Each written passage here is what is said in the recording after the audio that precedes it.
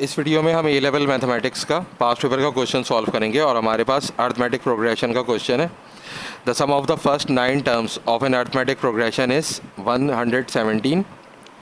The sum of the next 4 terms is 91। Find the first term and the common difference of the progression. यानी कि हमारे पास एक arithmetic progression है और हमें सम ऑफ फर्स्ट 9 टर्म्स दिया हुआ है 117। यानी कि हम यूँ लिख सकते हैं कि S9 जो है वो क्या है 117 है। The sum of the next 4 terms is 91। और नेक्स्ट जो 4 टर्म्स है तो देखें 9 टर्म्स का स्टार्टिंग की 9 टर्म्स का हमें सम दिया हुआ है।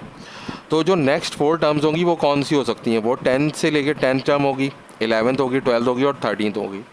तो 10 से लेके 13 टर्म्स का जो सम है वो कितना है? वो 91 है। तो अब देखें हमारे पास अगर हम चाहें तो सम ऑफ 13 टर्म्स निकाल सकते हैं।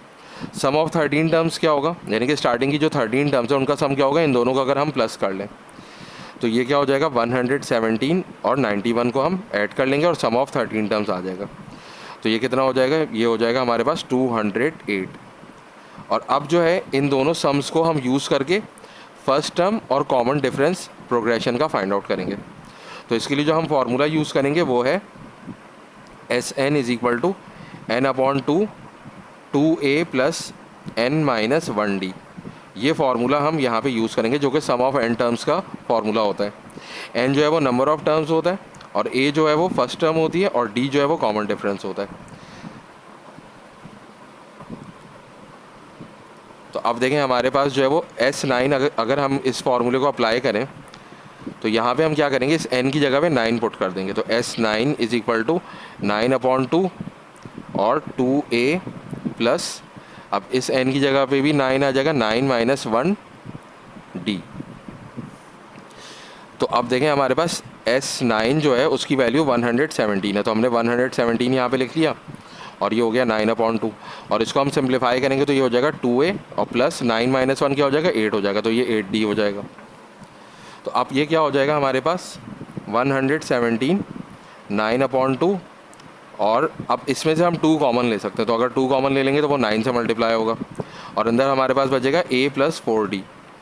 तो अब ये 2 और 2 कैंसिल हो जाएगा और 9 वहाँ जाके डिवाइड हो जाएगा। तो 117/9 is equal to a + 4d।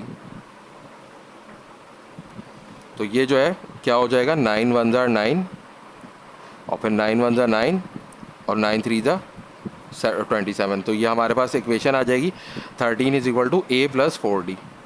अब इसी तरीके से हम जो है वो ये सम ऑफ 13 टर्म्स हमारे पास 208 है। तो हम जो है वो यहाँ पे सम ऑफ 13 टर्म्स को सॉल्व अगर करने की कोशिश करें, यानी कि यहाँ पे n की जगह पे हम 13 पुट कर दें तो ये जाएगा 13/2 और फिर 2a और फिर 13 - 1d। और सम ऑफ 13 टर्म्स क्या है? 208 है। तो यहाँ पे हम 208 पुट कर देंगे और 13/2 वैसे ही रहेगा और ये हमारे पास 2a भी वैसे ही रहेगा और प्लस 13 - 1 12 हो जाएगा। तो ये हो जाएगा 12d। अब दोबारा हम जो है वो 2 को कॉमन ले लेंगे, इसमें से 2a + 12d में से 2 कॉमन ले लेंगे और हमारे पास अब ब्रैकेट में क्या बचेगा? a + 6d। तो 2 और 2 कैंसिल हो जाएगा और ये 13 भी वहाँ जाके कैंसिल हो जाएगा 208 से। यहाँ पे मल्टीप्लाई हो रहा है तो दूसरी साइड पे जाके डिवाइड हो जाएगा और ये हो जाएगा हमारे पास 13 × 1 = 13 और यहाँ पे भी 13 × 1 = 13 और हमारे पास 7 कैरी होगा 78 हो जाएगा। तो 13 × 6 = 78। तो ये हो जाएगा 16 is equal to a + 6d। तो अब हमारे पास देखें 2 इक्वेशंस आ गई हैं।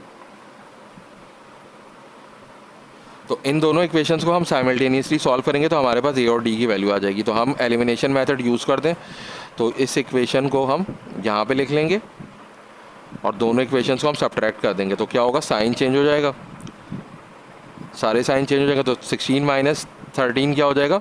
3 हो जाएगा, a - a 0 हो जाएगा और 6d - 4d हो जाएगा 2d। और फिर क्या होगा? ये 2 जाके वहाँ डिवाइड हो जाएगा तो d की वैल्यू क्या हो जाएगी? 3/2। तो ये हमारे पास कॉमन डिफरेंस आ गया, d की वैल्यू आ गई।